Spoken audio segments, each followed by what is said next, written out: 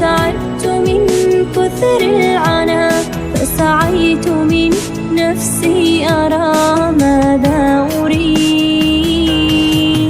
فبدأت طريقي في ذهول، وانهمرت مرارا للوصول، لكن صوتا داخلي كان يقول: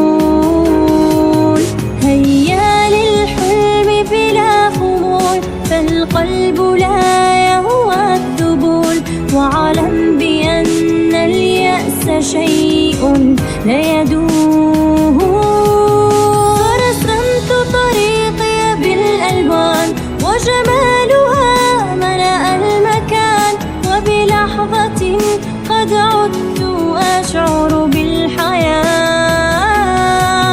فوصلت إلى شق الطريق، واجهت أمورا لا تطيق، لكن الصبر كان لي كالرفيق.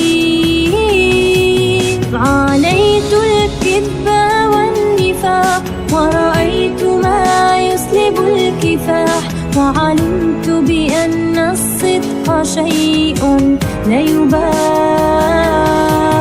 وسمعت كلاما لا يطاق، من هنا شيء ومن هناك كان، فصدمت من هول الكلام مبعثرا. فغمضت عيني في ذهول، قلت هذا ماذا يقول، وأحسست بنار داخلي تأبى الخروج. يا ترى ما حل بي، وما الذي قد حيك لي، وما الذي يخفيه عني عالمي.